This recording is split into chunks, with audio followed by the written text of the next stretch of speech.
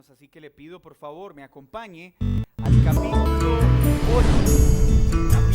8 de Romanos, versículo 31 al 34, es la porción que estudiaremos hoy.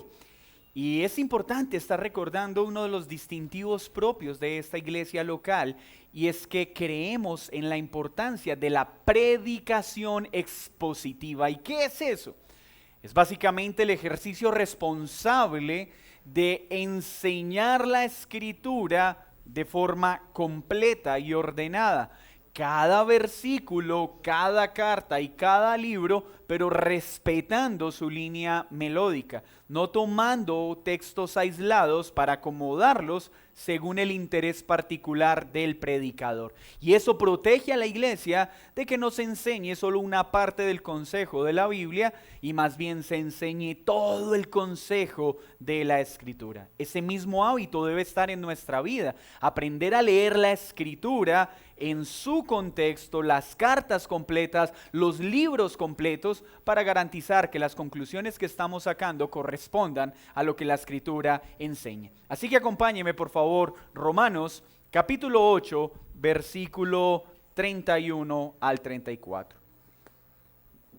¿Qué pues diremos a esto? Si Dios es por nosotros, ¿quién contra nosotros? El que no escatimó ni a su propio Hijo, sino que lo entregó por todos nosotros.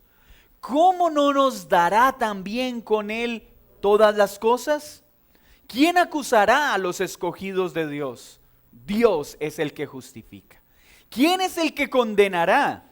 Cristo es el que murió, más aún, el que también resucitó, el que además está a la diestra de Dios, el que también intercede por nosotros. Señor, hoy te ruego, te suplico, en los méritos de Cristo, que este pasaje hoy sea de ánimo y de consuelo para todo tu pueblo. Hoy mi súplica es que los que aún no te conocen puedan comprender la necesidad de estar unidos a Cristo y poder recibir esos preciosos beneficios que obtenemos para vida eterna y perdón de pecados. Pero te ruego hoy de manera especial por aquellos que han creído, para que hoy puedan encontrar consuelo al recordar quién es nuestro Dios, la provisión que ha dado para asegurar nuestra salvación y la defensa perfecta que ejecuta en favor de su pueblo. Que hoy nuestras almas sean consoladas, animadas y exhortadas por tu palabra. En Cristo Jesús. Amén y amén. Acompáñeme por un momento a viajar a un pequeño escenario. Imagínense conmigo en un momento en un alto barranco, llamemos un peñasco, pero tiene una particularidad. Este peñasco se está desboronando poco a poco y cada vez se acerca a donde usted está. Al terminar de desboronarse este peñasco, la consecuencia final es que caerás en un lago de fuego que te destruirá por completo. Piensa en el desespero de estar viendo cómo este peñasco se desborona poco a poco, pero miras al frente y ves que al otro lado hay un peñasco seguro que garantizará tu existencia y te provee salvación de esta penosa situación.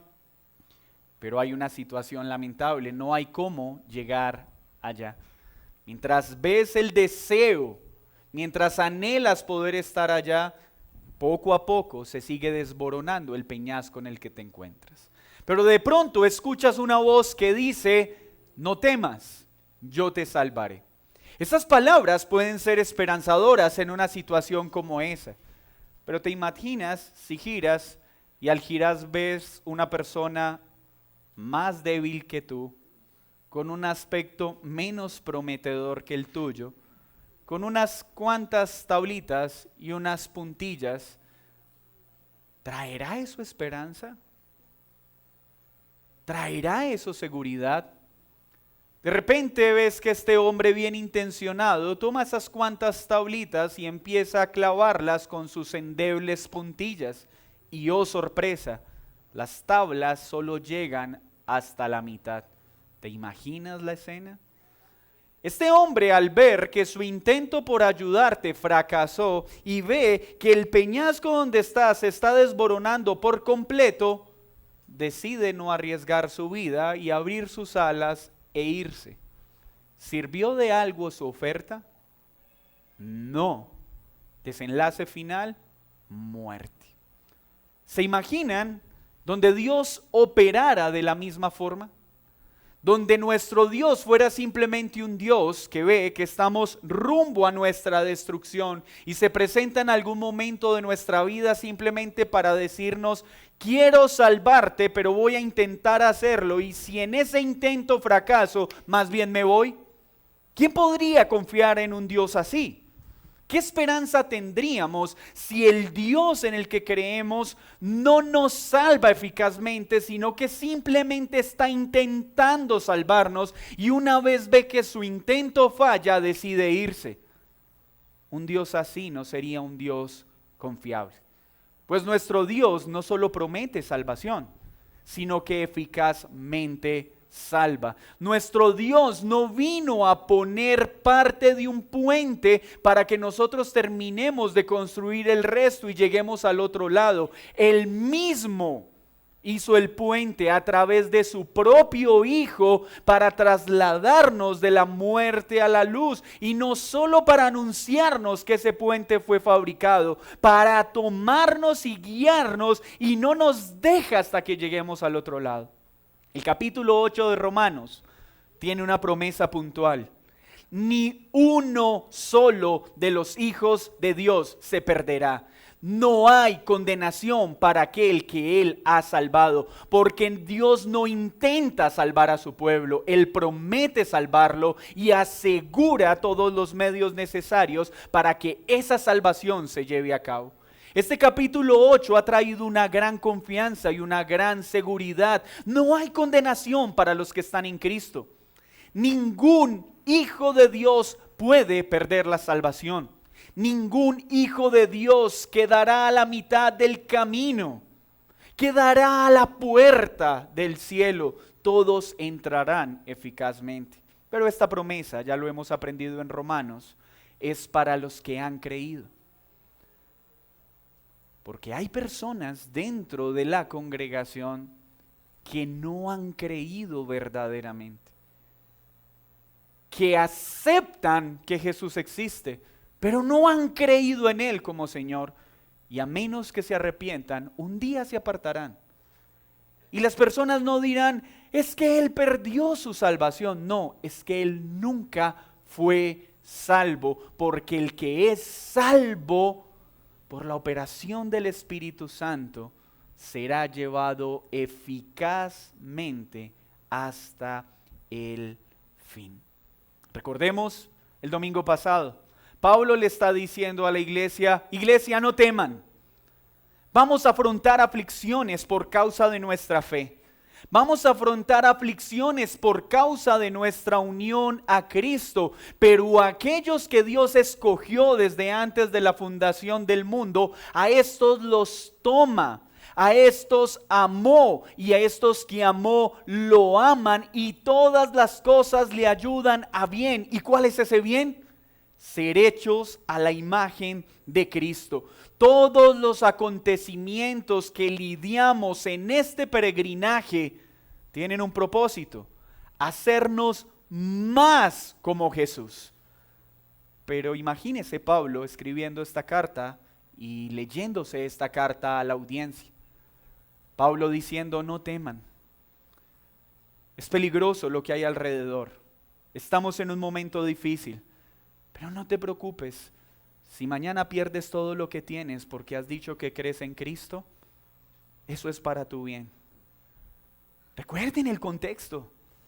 Estamos hablando de una carta dirigida a los romanos. Y el Dios de Roma era el César. Y todo aquel que adorara a otro falso Dios muerte o expropiación.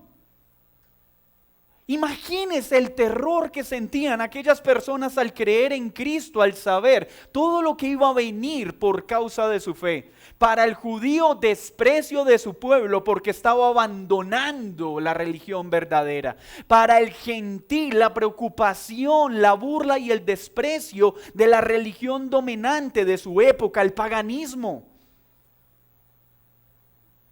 ¿Cómo me dice, Señor, que esto es para mi bien? ¿Cómo puedo confiar en esa promesa?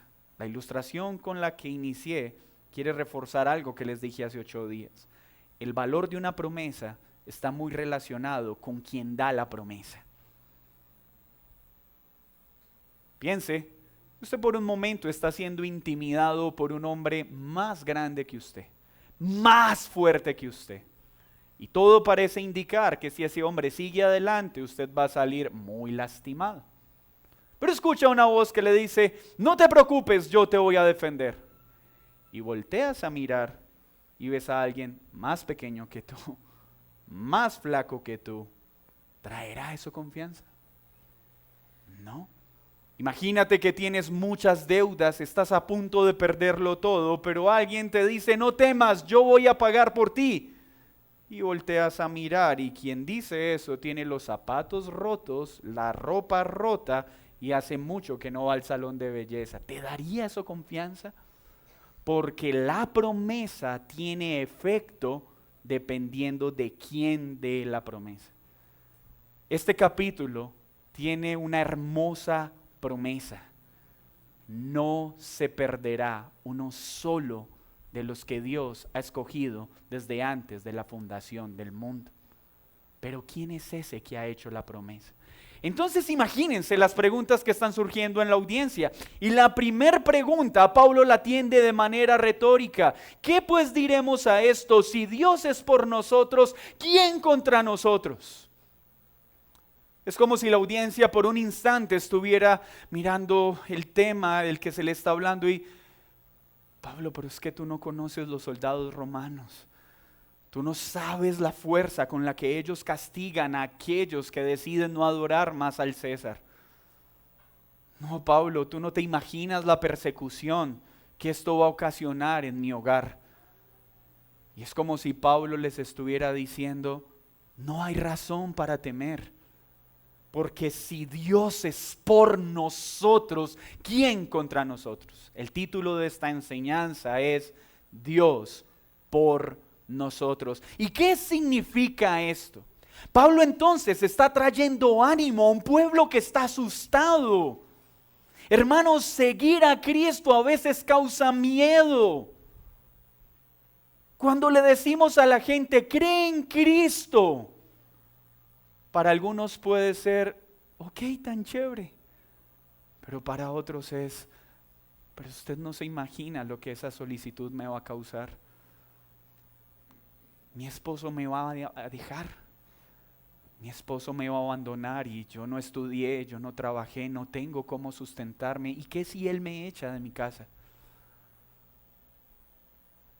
El hijo puede pensar, mi padre me va a desheredar. Si yo sigo a Cristo voy a perderlo todo. Me van a echar de mi trabajo porque ya no voy a poder mentir. Por favor, ubiquémonos en la realidad de lo que esto implica.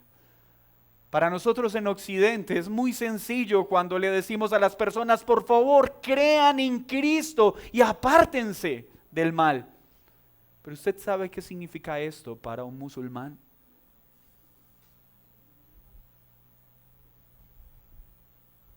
Cree en Cristo y lo perderás todo. Qué diferente es el evangelio en este tono al evangelio moderno. Vamos, cree en Cristo, síguelo, recibirás carro, casa y beca. No, espera. Pablo lo que les está diciendo es, van a sufrir por su fe. Muchos perderán el trabajo. Muchos serán menospreciados por sus cónyuges. Muchos lo perderán todo. Pero yo no estoy ignorando esa situación. Hoy quiero que sepan, si Dios es por nosotros, ¿quién contra nosotros? ¿Y quién es ese Dios que está con nosotros? El mismo Dios que con brazo poderoso y mano extendida sacó a un pequeño pueblo de la esclavitud de Egipto. Y por favor, ubíquese en esa escena. Un pueblo esclavizado, grande en número, pero débil para enfrentar el ejército más poderoso de su momento. Y Dios mismo obró para sacar a este pueblo de la esclavitud, para mover este pueblo enemigo a dar los recursos necesarios para salir a la tierra prometida. Abrió el mar en dos para que este ejército quedara bajo las aguas y su pueblo pudiera salir. Porque si Dios es con un pueblo, nadie es contra él. El mismo Dios que creó todo con el poder de su palabra nos dice: si yo estoy contigo, no tienes que temer. ¿Escuchó bien? No tienes por qué temer. No está diciendo no vas a pasar aflicción. No, Pablo está diciendo no hay condenación. Todo es para nuestro bien. Va a ser difícil, pero no tienes por qué temer. Porque si Dios es contigo, ¿quién contra ti? El mismo Dios que acompañó a este débil pueblo por todo el desierto, abriendo agua donde solo había arena, trayendo maná del cielo donde no había alimento. El mismo Dios que usó a 300 débiles hombres, guiado por un débil hombre que nunca había estado en combate, para vencer un ejército poderoso. Porque si Dios es conmigo, ¿quién puede contra mí? El mismo Dios que una y otra vez hizo huir grandes ejércitos, haciendo que se confundieran entre ellos mismos, enviando rocas desde el cielo, entorpeciendo su pensamiento, es el mismo Dios que nos está diciendo: yo te escogí, yo te tomé, yo te estoy santificando, yo te llevaré hasta el final, porque si estoy contigo, nadie puede estar contra ti. ¿Nota cómo cambia el espíritu de esta promesa? Esto no es para que los que practican artes marciales se lo escriban en la pantaloneta y vayan a enfrentar a su enemigo tranquilos. No, no, no. Esto no es para ponerlo en la camiseta de los niños que están en un equipo de fútbol para hacerles pensar que por tener ese versículo en la espalda van a vencer el equipo contrario. No, esto lo que nos está diciendo es: nadie puede quitarnos la salvación que Dios nos da, ni la aflicción, ni los que la causan. Porque si Dios es con nosotros, ¿quién contra nosotros? Permítame recordar entonces la estructura de nuestra enseñanza. Primero, una poderosa compañía, versículo 31. Segundo, una perfecta provisión, versículo 32. Y tercero, una segura y eficaz defensa, versículo 33 y 34. Poderosa compañía, perfecta provisión y segura y eficaz defensa. El versículo 31 ya nos está hablando entonces la razón por la que estamos seguros de que seremos hechos a la imagen de Cristo. Porque el Dios que creó todo lo que existe, que es poderoso para enfrentar ejércitos, está con nosotros y asegura que todo sea para nuestro bien. Y que lo que Él prometió es confiable, no solo por la promesa, sino porque Él tiene el poder para llevar a cabo esa promesa. Es poderoso para ejecutarla. Pero pareciera que en la audiencia no es suficiente este argumento. Entonces Pablo ahora les dice: no solo es poderoso, sino que ha dado una provisión perfecta para respaldar lo que Él está prometiendo. Ha entregado una provisión que nos garantiza que lo que Él dice no es solo una promesa de mera palabra, sino que está respaldada por los hechos y que da una provisión perfecta. ¿Y cuál es? Versículo 32.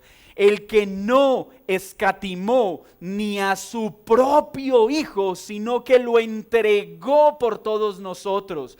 ¿Quién es este que promete que estará con nosotros hasta el fin? ¿Por qué debemos confiar en Él? Porque cuando éramos sus enemigos, entregó a su Hijo unigénito para salvarnos, reconciliarnos con Él y hacernos sus hijos. Si hizo esto cuando era su enemigo, ¿cuánto más no hará por mí ahora que soy su hijo?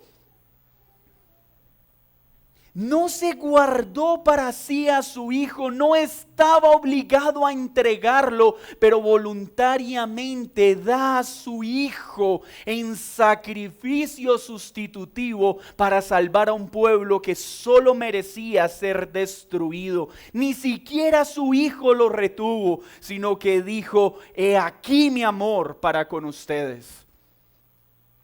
Y si eso hizo cuando éramos sus enemigos, ¿cómo no nos dará también con Él todas las cosas?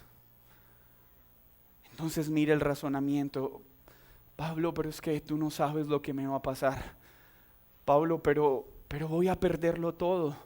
Pablo, ¿cómo voy a comer? Pablo, ¿dónde voy a dormir? Creo que debo seguir a Cristo, pero tengo miedo. Dios es contigo. Si Él está contigo, Él no te dejará, pero no solo está, Él te cuidará, porque Él es tu provisión. Si ya dio a su Hijo, no dará el resto de cosas que necesites. Y aprovechamos para corregir esta promesa. Esta promesa no es para que usted la ponga al lado de la alacena y cada mes: Señor, esta palabra es para mí, y así como diste a Jesús, me darás toda la comida que quiero este mes.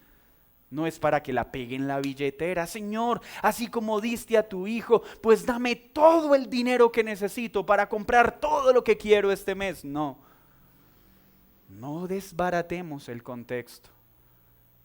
Cuando tenemos que pagar un alto precio por seguir a Cristo, el abandono, el desprecio, la persecución, las burlas. Niños, a veces ustedes tienen que lidiar con el colegio y: papá, pero es que mis amigos se burlan de mí y me voy a quedar solo. Puedo decirte algo: el que dio a su hijo te dará todo lo que necesitas. Y aunque perdamos papá, mamá, amigos, ¿saben qué dice la Escritura? Él te dará más hermanos, te dará padres, te dará una gran familia, y esa es la iglesia. Sí, niños, sé que ustedes se asustan: papá, pero es que todos me dicen aguafiestas porque yo le digo a la profe que están haciendo copialina. Papá, mis amigos me menosprecian porque yo no hago lo mismo que ellos hacen y temo quedarme solo. No temas, hijo, no estarás solo, porque aquel que creó todo siempre estará contigo. No temas, porque aunque pierdas amistades en este mundo, Él te dará una familia mucho más grande. Porque si ya dio a su hijo, ¿cómo no seguirá cuidando de nosotros en este peregrinaje? Y Pablo utiliza una palabra hermosa: entregó por nosotros. ¿Por quiénes? Por sus escogidos, no por toda la humanidad, por aquellos que han sido unidos a Cristo. Pero ¿saben qué tiene de hermosa esta palabra? Pablo también se está dirigiendo a una audiencia que va a conectar esto con un momento importante de la historia. Porque este mismo término tiene relación con aquel momento en que Dios le dice a un padre que debe entregar a su hijo en sacrificio. Es el mismo término, ¿recuerdan? Abraham toma a Isaac para entregar el hijo de la promesa. Él confió y lo entregó. ¿Y saben qué hizo Dios? Entregó un sustituto e Isaac no murió. Pero ¿saben qué cambia en esta escena? Dios Padre entrega a su hijo, pero ya no hay sustituto, porque Él es el sustituto. Ya no hay una voz del cielo que va a gritar alto, porque Él es el Cordero esperado, el sustituto prometido. Y he aquí el cumplimiento perfecto de la promesa. El sustituto fue entregado para asegurar nuestra salvación y asegurar nuestra santificación, para que seamos hechos a la imagen de Cristo, el varón perfecto. Y el Dios poderoso lo asegura, envió a su Hijo, y así como entregó a su Hijo, hará todo lo que necesitemos para permanecer firmes hasta el final. ¿Cómo no nos dará todo para que esto sea real? Ahora vamos al versículo 33, la segura y eficaz defensa. Pablo utiliza otra vez una pregunta retórica. ¿Quién acusará a los escogidos de Dios? Imagínense lo que está pensando esta audiencia. Está bien, Pablo, entendemos quién es Dios. Y aunque lo perdamos todo, si lo tenemos a Él, lo tenemos todo. Está bien, Pablo, entendemos que si ha dado a Cristo, su Hijo, Él dará todo lo que necesito para poder permanecer firme sin importar lo que venga, porque Él cuida de mí. Pero Pablo, tú no conoces mi pasado. Me van a acusar. Muchos se levantarán y dirán, este hombre no merece ir al cielo. Pablo, ese hombre a quien tú estás llamando a que confíe en Dios, mató a un hombre. Van a levantarse acusaciones cuando empezamos a seguir a Jesús. Pablo, tú no conoces mi pasado.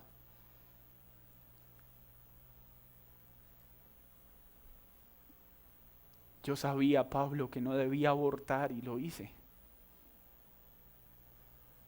Yo sabía que debía tener ese hijo, pero yo le dije que terminara el embarazo.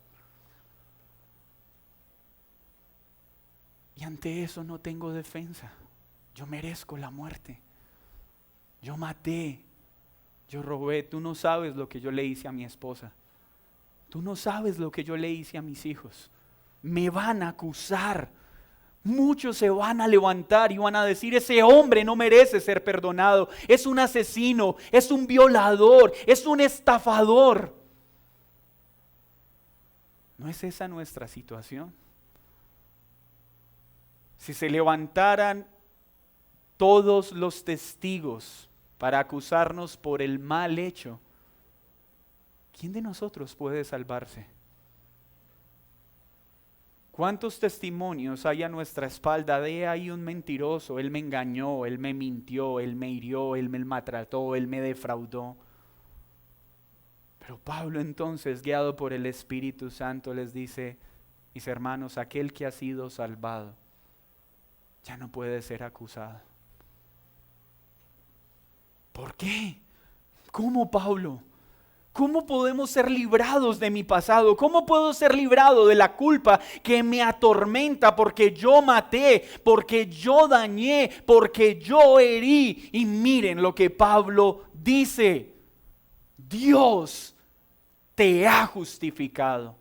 Dios te ha declarado justo. La autoridad sobre todas las autoridades, teniendo el poder para condenarte, ha enviado a su Hijo no solo para asegurar tu provisión, sino para asegurar que ya no hayan más acusaciones sobre ti, porque una vez alguien es declarado justo, no puede ser culpado por el mismo delito dos veces.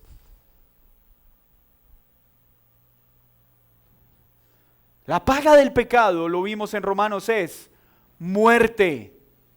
Merecíamos la muerte por nuestro pecado, pero Pablo les está recordando, no olviden que Cristo ya pagó con su vida, murió con su muerte, pagó el precio que merecía nuestro pecado y no podemos ser acusados de un delito por el cual ya se pagó. Así que cuando se levanten tus acusadores, podrás mirarlos y decir, tienen razón. pero alguien llamado Cristo pagó por mí con su vida y con su muerte. He sido librado de esa acusación. Pablo parece que sigue entendiendo lo que pasa en el corazón de la audiencia. ¿Y quién es el que le condenará?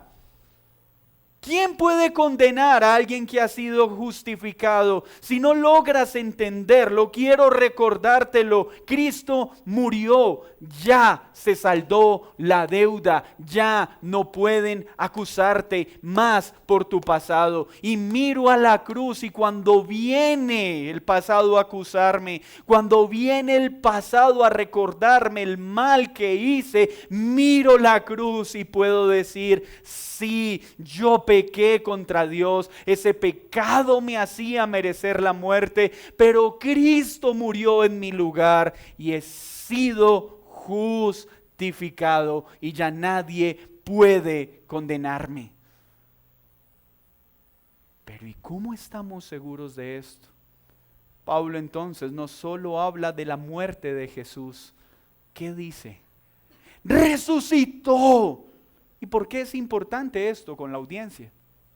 ¿Por qué es importante para nosotros? Recordemos los que están haciendo el estudio de Levítico, de Éxodo, ¿qué sucedía? Cuando el sumo sacerdote entra a ofrecer el sacrificio, si este sacrificio era aceptado por Dios, ¿qué pasaba con el sumo sacerdote? Salía del lugar santísimo. Pero cuando la ofrenda, el sacrificio efectuado por el sumo sacerdote no era aceptado, ¿recuerdan qué pasaba? Sonaba una campanita que significaba que el sumo sacerdote había muerto, jalaban el lazo y lo sacaban. ¿Saben qué significa que Jesús murió y resucitó? ¿Por qué la resurrección es vital en la vida cristiana? Porque significa que Cristo entró como sacrificio perfecto al lugar santísimo, fue ofrecido y como sumo sacerdote resucitó y volvió a salir de la muerte para decirnos, mi sacrificio fue aceptado por el Padre, y el hecho de que haya resucitado significa que pueden estar seguros de que todos los pecados fueron perdonados porque la ofrenda fue aceptada. El sustituto fue agradable al Padre y por eso Cristo resucitó. Si Cristo no hubiera resucitado, significa que el sacrificio no fue aceptado y en vano estaríamos reunidos en este lugar, porque no habría perdón de pecados. Cuando viene la culpa de nuestro pasado, puedo decir, mi Jesús, tú moriste y recibiste el castigo que yo merecía, pero resucitaste, mostrando así que el Padre dijo, acepto tu sacrificio para perdonar ese pueblo que vine a salvar.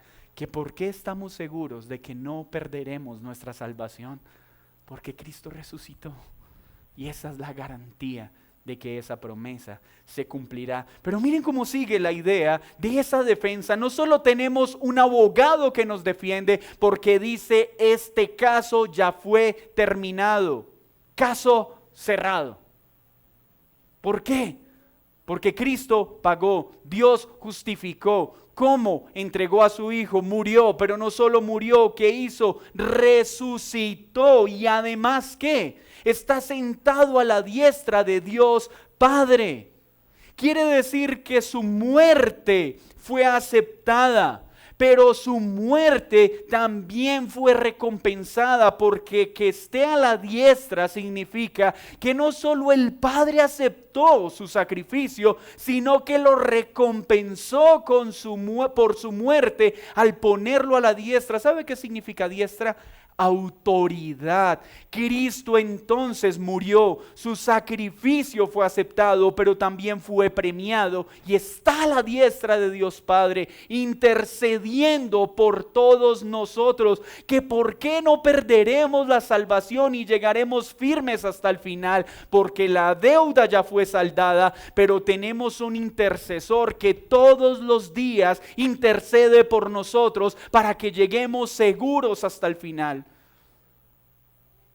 que te sientes débil. Amén. Yo también muchas veces siento que no voy a ser capaz de llegar a la meta.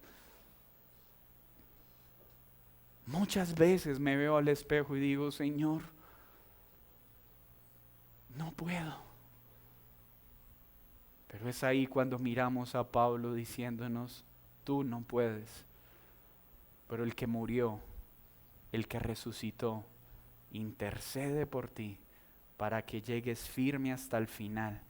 Y nada, ni nadie, ni la aflicción, ni el dolor, ni la persecución, lo veremos en la próxima sección, podrán impedir nuestra salvación y nuestra santificación.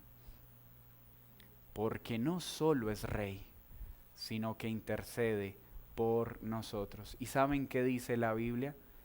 Que su intercesión es eficaz. ¿Qué hace entonces esta sección? Es ánimo para la iglesia, porque nos recuerda que sin importar todo lo que tengamos que sufrir, una vez somos unidos a Cristo, todo es para nuestro bien. ¿Para cuál bien? Para ser como Jesús. ¿Y quién nos sostiene en medio de ese camino? Dios mismo, porque es Dios por nosotros. ¿Y cómo estamos seguros de esto? Porque dio una provisión perfecta. ¿Quién es esa provisión? Cristo. Vendrán acusaciones, vendrá culpa. Muchos cuestionarán que estés siguiendo a Dios, pero que eso nunca te haga dudar del perfecto perdón que has recibido en Cristo. Porque si Él dio a su Hijo mientras tú y yo éramos su enemigo, ¿cómo no nos dará todo lo que necesitamos para permanecer firmes hasta el final? Mira, no importa cuán terrible haya sido tu pasado. La palabra dice que todos nuestros pecados son perdonados cuando venimos a Jesús. Y todos son todos. Si tú verdaderamente has venido en Cristo, a Cristo en fe y arrepentimiento, todos tus pecados han sido borrados, han sido lavados y limpiados por su sangre. No hay quien te condene. Ya nadie más puede condenarte, porque si Dios no lo hace, nadie más tiene el derecho para hacerlo. Y es ahí cuando cobran relevancia las palabras de Jesús diciéndonos, ¿quién te condena? Ya no hay quien te condene, pero vete y no peques más. La respuesta amorosa de este perfecto amor es una vida de santidad que brota como consecuencia de esta preciosa provisión. No peques más por amor, ya no por miedo. No por temor a la condena, sino por gratitud a la salvación. El creyente ya no quiere pecar, no por temor a ir al infierno, sino por gratitud de que ya fue librado de él. El creyente no quiere pecar no por miedo a la ira de Dios, sino por gratitud a que Cristo recibió la ira que debía recaer sobre nosotros. Esto debe impactar nuestra manera de vivir. Nos da seguridad, nos da confianza, pero nos anima a corresponder con nuestra vida a lo que Él hizo. Querida iglesia, queridos hermanos, no duden en la aflicción. Dios es por nosotros. No duden en la necesidad, fruto de ser fieles a Cristo. Si Él dio a Jesús, nos dará todo para permanecer firmes en esa situación. Las acusaciones vendrán, pero recuerden, Cristo ya me salvó y Dios me justificó. Cuando venga el pasado, recuerden lo que Cristo hizo. Cuando venga Satanás a querer culparlos por lo que hicieron, recuerden, Cristo ya pagó. Pero quiero hablar un instante a los que no han creído. Esto implica varias cosas. Y es que no todo el sufrimiento entonces conduce a ser más como Cristo. Hay personas que están sufriendo no por su fe en Jesús, sino por su incredulidad, porque insisten en vivir no con su fe en Jesús, sino viviendo a su manera. Hay personas que hoy están lidiando con la aflicción y el sufrimiento, pero no porque han puesto su fe en Cristo, sino porque están adorando falsos dioses, se están adorando a sí mismos, están adorando su trabajo, están haciendo de sus hijos o de las personas que les rodean un ídolo. Y todos los demás ídolos pagan muy mal. Los falsos dioses pagan mal, porque solo hay un Dios verdadero. Así que tu aflicción es por una razón, es por el pecado. Ven a Jesús. Ven a Jesús, no vivas más de una forma contraria a su palabra. Pero viene algo importante, habrá un día del juicio. Y los que han creído pueden mirar ese día y decirlo, anhelo, porque la voz de Cristo retumbará como trompeta diciendo, este pueblo ha sido declarado justo. Pero si tú no has creído en Cristo, ese día tendrás que recibir todo el peso de la ira por tu pecado. Y por un pecado más grave aún, no quisiste creer en Jesús como Señor y como Salvador. Ven a Cristo, no solo para que tus pecados sean perdonados, sino para que tengas a uno que es perfecto, caminando contigo, ayudándote en la debilidad, para que llegues firme hasta la meta de la salvación. Ven a Cristo para que todo lo que vivas en este mundo te haga más como Cristo y menos como tú. Ven a Cristo para que tengas un intercesor perfecto. Nadie más puede interceder por ti, ni María, ni Buda, ni Mahoma, ni ningún hombre que diga interceder por nosotros ante Dios puede hacerlo. Solo Cristo. ¿Por qué? Porque solo Él murió, solo Él resucitó, solo Él está a la diestra de Dios Padre y solo su intercesión es escuchada por el Padre. Ven a Cristo, ven a Cristo y todas tus culpas serán quitadas. No solo el poder del pecado, sino la culpa y la vergüenza por todos los pecados que han sido cometidos. No importa cuán terrible haya sido tu falta, en Cristo Jesús hay perdón para ella. Señor, muchas gracias por este momento. Gracias por recordarnos el Evangelio de una forma tan contundente y la certeza de que seremos guardados como tus hijos hasta el final, que aquellos que escogiste, llamaste, a estos que llamas justificas, a estos que justificas santificas y a los que santificas glorificas. Gracias no solo por la promesa, sino porque tú eres la garantía del cumplimiento de esa promesa, porque es tu poder quien respalda esa promesa. Es tu carácter el que respalda esa promesa. Pero no solo esto, sino que entregaste a tu Hijo unigénito para que todo el que crea en Él no se pierda, mas tenga vida eterna. Señor, salva a muchos en esta mañana. Por favor, sopla vida en aquellos que aún no han creído en ti. Por favor, lava las culpas de aquel que hoy se presenta avergonzado por su pecado. Y hoy por tu Espíritu habla su corazón y provéele ese perdón que solo tú puedes dar. Lava y limpia hoy las culpas de todo aquel que venga a ti en fe y arrepentimiento. Te ruego de manera especial hoy por los hermanos que están sufriendo aflicción por seguirte, por aquellos que hoy no tienen trabajo porque tuvieron que alejarse de los negocios ilícitos que antes cometían, por aquellos que han sido abandonados por su cónyuge por ser fieles a tu palabra. Te oro por este pueblo que sufre y que está pagando un alto precio por seguirte. para que hoy salgan de este lugar animados al saber que si tú eres por nosotros, ¿quién contra nosotros?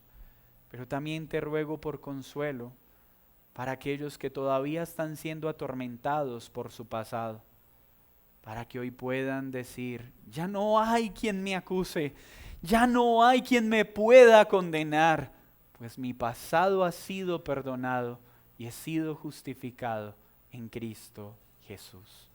Amén y amén. Vamos a tomar la cena del Señor.